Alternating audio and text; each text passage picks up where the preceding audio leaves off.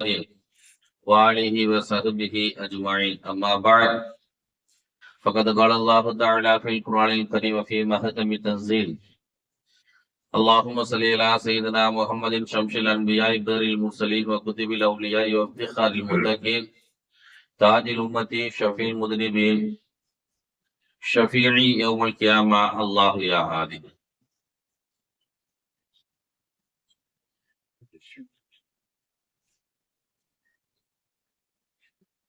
புகழனைத்தும் அல்லாஹ்வுக்கு உரித்தானது. கண்மணி நாயகம் ரசூலுல்லாஹி ஸல்லல்லாஹு அலைஹி வஸல்லம் அவர்கள் மீதும் அவர்களுடைய குடும்பத்தார்கள், சஹாபாக்கள், இமாம்கள், தாபியீன்கள், வலிமார்கள் மற்றும் இங்கே வருகை தந்திருக்கக்கூடிய நம் அனைவர் மீதும் அல்லாஹ்வின் புறத்திலிருந்து சாந்தியும் சமாதானமும் என்றென்றும் உண்டாகட்டுமாக. எல்லாம் அல்லாஹ் ஜல்ல ஷானஹு வ தஆலா இன்றைய நாளில் தன் புறத்திலிருந்து இறக்கி கொண்டிருக்கக்கூடிய எல்லா வகையான பாக்கியங்களையும் நம் அனைவருக்கும் தந்தருள்வானாக. எல்லாம் அல்லாஹ் ஜல்ல ஷானஹு வ தஆலா இன்றைய நாளில் தன் புறத்திலிருந்து இறக்கி கொண்டிருக்கக்கூடிய துர்பாக்கியங்கள் அனைத்திலிருந்தும் நம்மை நம்முடைய குடும்பத்தினரையும் பாதுகாத்தருள்வானாக. வாழும் காலம் வரை லா இலாஹ இல்லல்லாஹ் முஹம்மது ரசூலுல்லாஹ் என்ற கலிமாவை மொழிந்து அதன் அடிப்படையிலேயே வாழ்ந்து அதை சொல்லியே மரணிக்கின்ற பாக்கியத்தினை வளர்நாக நம் அனைவருக்கும் தந்தருள்வானாக. ரமலானுடைய மாதத்தில் நாம் செய்த எல்லா வகையான அமல்களையும் அல்லாஹ் ஏற்று அருள்வானாக. ரமலானுடைய மாதத்தில் நாம் கேட்ட துஆக்கள் அனைத்தையும் அல்லாஹ் ஒப்புக்கொள்வானாக. மீண்டும் மீண்டும் பல ரமலானுடைய மாதங்களை சந்திக்கக்கூடிய பாக்கியத்தினை அல்லாஹ் ஜல்ல ஷானஹு தந்தருள்வானாக. ரமலானுடைய பாக்கியங்களை வல்ல அல்லாஹ் ஜல்ல ஷானஹு நமக்கு நம்முடைய குடும்பத்தினருக்கும் மீண்டும் மீண்டும் தந்தருள்வானாக. கண்ணியத்திற்கும் பெரும் மதிப்பிற்கும் உரிய அல்லாஹ்வின் நல்லடியார்களே, இந்த ரமலானுடைய பாக்கியம் நமக்கு இப்பொழுது கிடைத்திருக்கிறது. இது போன்ற ரமலானுடைய பாக்கியங்கள் மீண்டும் மீண்டும் நம் அனைவருக்கும் கிடைக்கப் பெறுவதற்கு வல்ல அல்லாஹ் அருள் செய்வானாக. கண்ணியமானவர்களே, அருள்முறை திருக்குறானிலே அல்லாஹ் ஜல்ல ஷானஹு வ தஆலா ஒரு வசனத்திலே இப்படி சொல்லுவார், வல்லதி நஃப்ஸி பியதிஹி. நபிகள் நாயகம் ரசூலுல்லாஹி ஸல்லல்லாஹு அலைஹி வஸல்லம் அவர்களிடத்தில் ஹஜ்ரத் அபூபக்கர் ரலியல்லாஹு தஆலா அன்ஹு அவர்களும் ஹஜ்ரத் ஹம்ஸா ரலியல்லாஹு தஆலா அன்ஹு அவர்களும் வருகிறார்கள். எதுக்காக வேண்டி வராங்கன்னா, ஒரு நாள் ஹம்ஸா ரலியல்லாஹு தஆலா அன்ஹு அவர்கள் ரலியல்லாஹு தஆலா அன்ஹு அவர்கள் தெருவுல நான் நாசமா போயிட்டேன்னு சொல்லி அழுதுட்டு இருக்கிறார். ஒரு சஹாபி ஒரு தெருவுல நான் நாசமா போயிட்டேன் அப்படின்னு அழுதுட்டு இருக்கிறார். நாஃபக ஹல்லல்லா, நான் ஒரு முனாஃபிகா போயிட்டேன், நான் வீணா போயிட்டேன் என்று சொல்லி அவர் புலம்பிக்கிட்டு அழுதுட்டு இருக்கிறார்.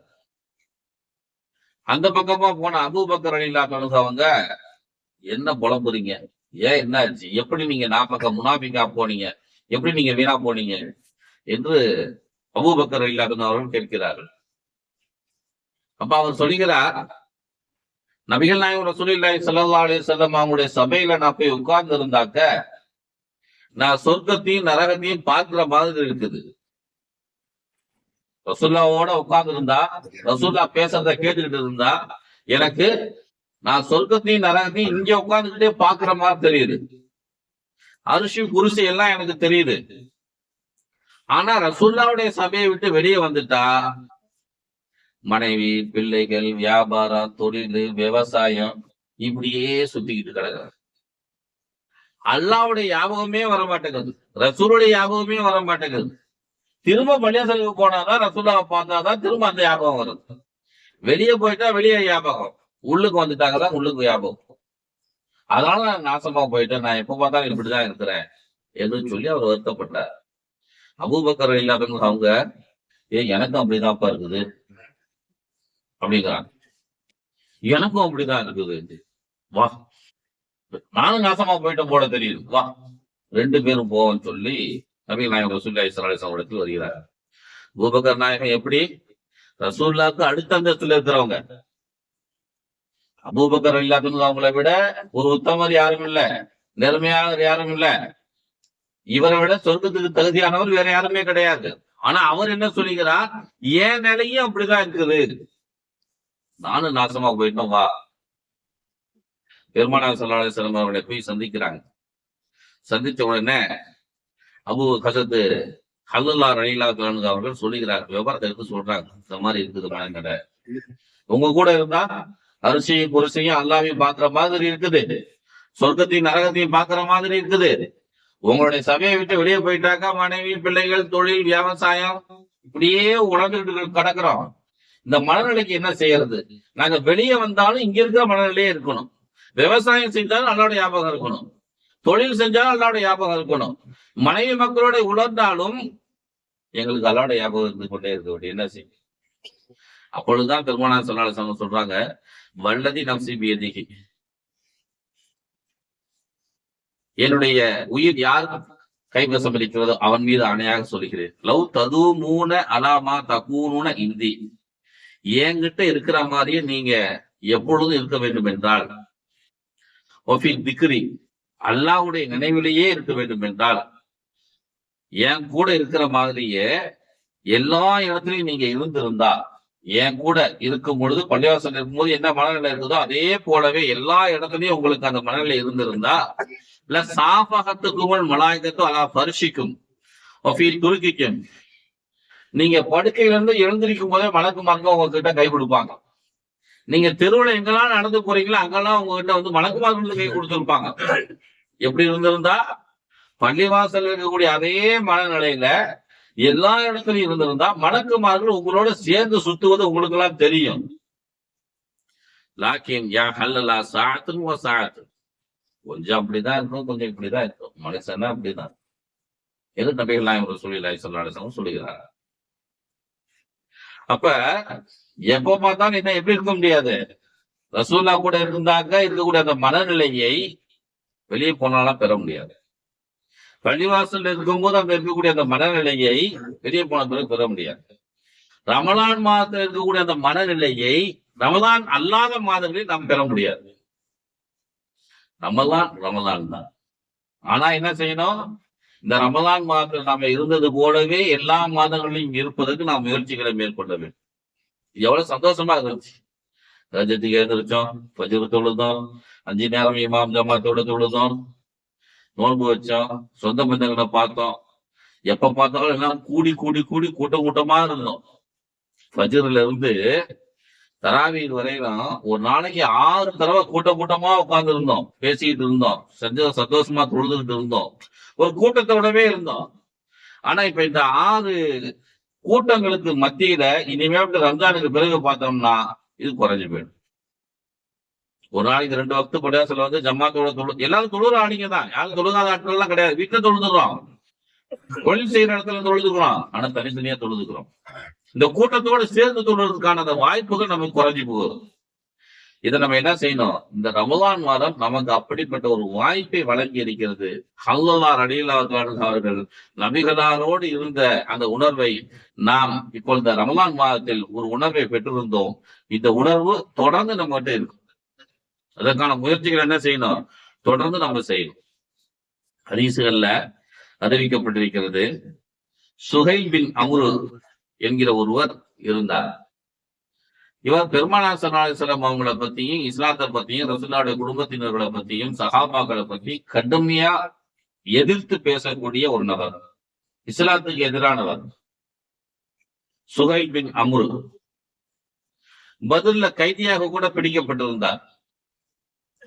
இவர் பேச ஆரம்பிச்சிட்டாருன்னா பெருமானார் கூட உட்கார்ந்து கேட்பாங்க. சுஹைல் பின் அம்ரு பேச ஆரம்பிச்சாருன்னா ரசூலுல்லாஹி ஸல்லல்லாஹு அலைஹி வஸல்லம் கூட உட்கார்ந்து கேட்க ஆரம்பிச்சிருவாங்க.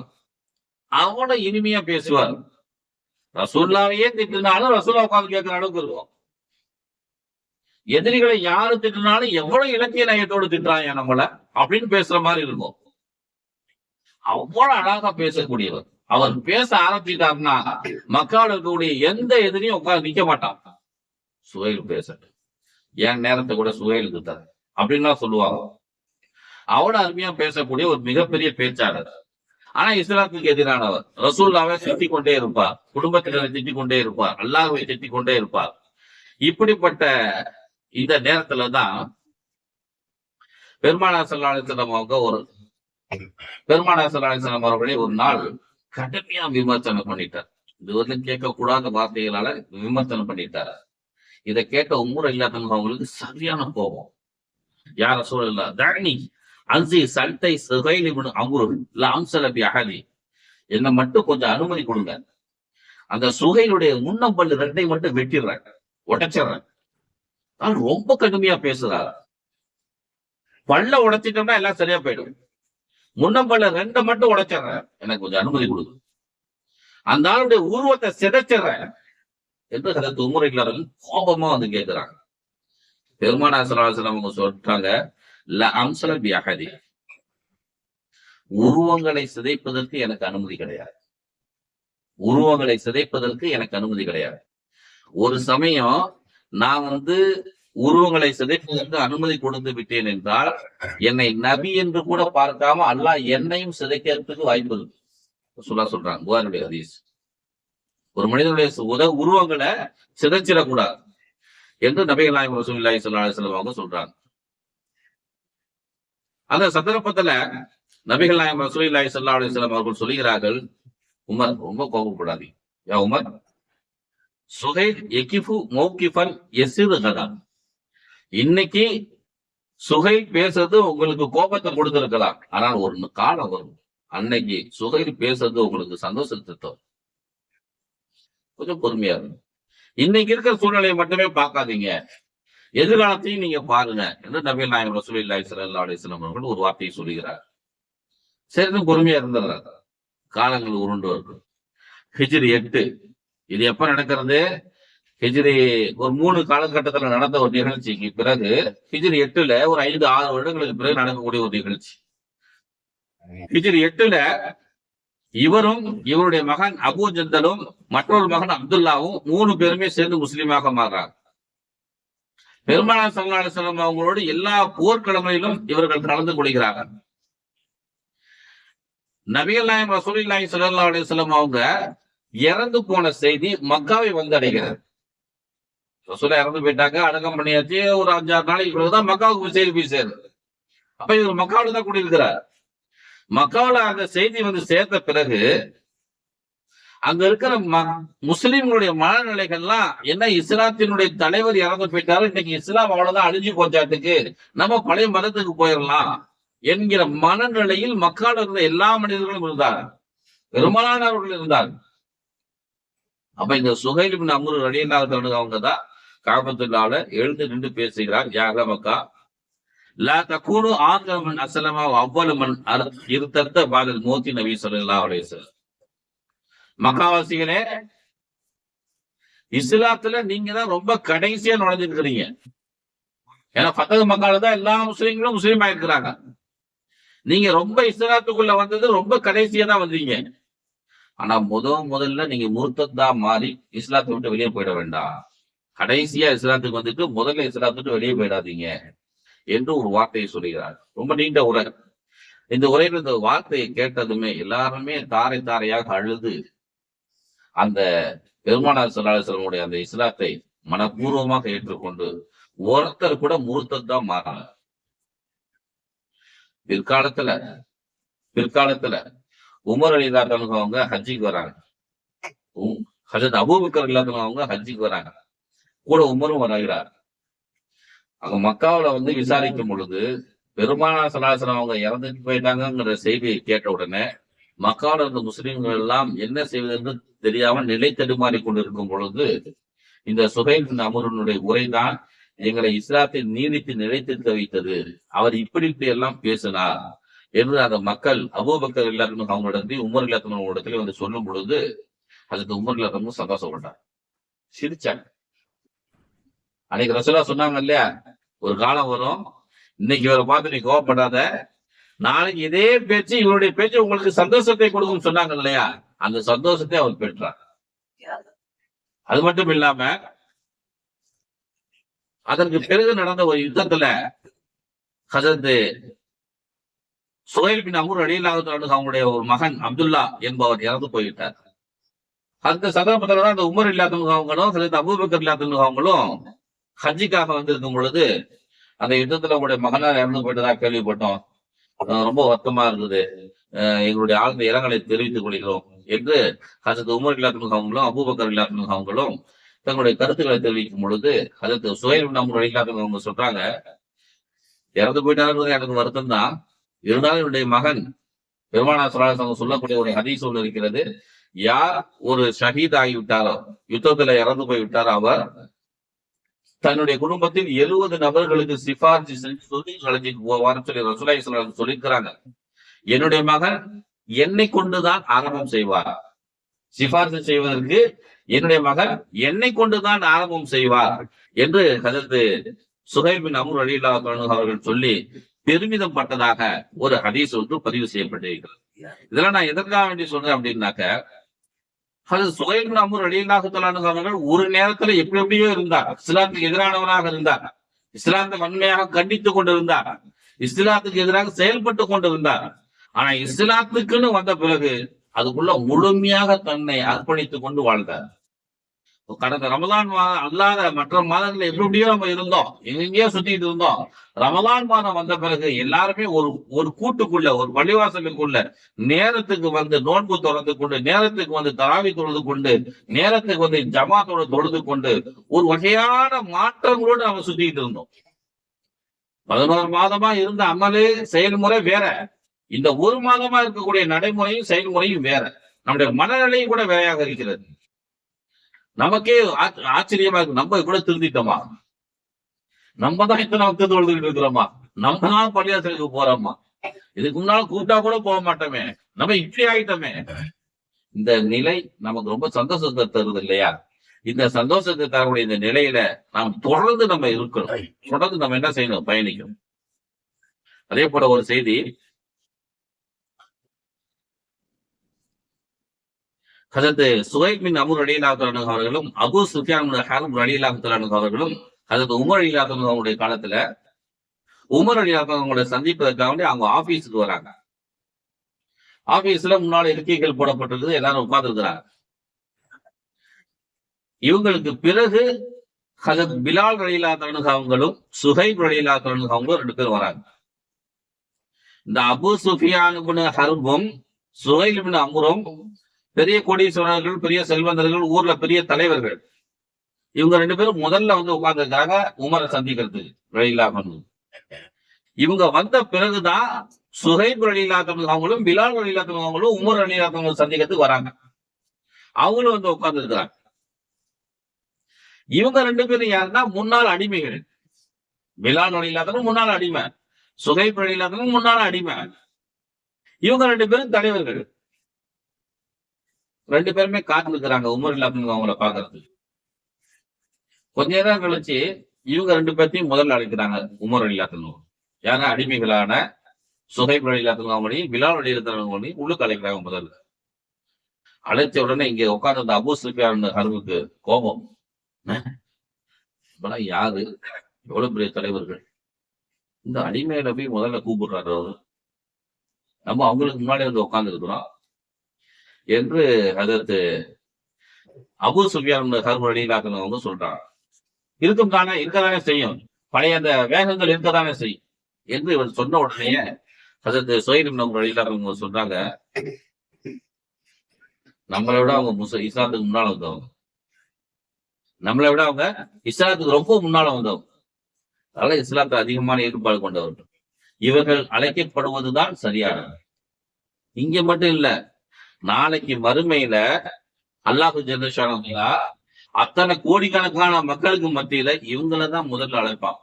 ஏன்னா நம்மளாம் இஸ்லாத்துக்கு பின்னால் வந்தவங்க. நம்ம 4 பேத்துக்கு மத்தியில இந்த 2 பேரை கூப்பிட்டதே உனக்கு இவ்வளவு கோபமா இருக்குது. நம்ம இஸ்லாத்துக்கு வந்தது எப்போ? 10 வருஷம் 20 வருஷம் தாமதமா வந்தோம். 20 வருடம் தாமதமா வந்தோம். இவங்கெல்லாம் 20 வருஷத்துக்கு முன்னாடி இஸ்லாத்துக்கு வந்துட்டாங்க. நாளைக்கு மறுமையில லட்சம் கோடான கோடி மக்களுக்கு மத்தியில அல்லாஹ் தஆலா என்ன செய்வான்? அவங்களதான் முதல்ல கூப்பிடுவான், நம்மளாம் பின்னாலதான் கூப்பிடுவான்.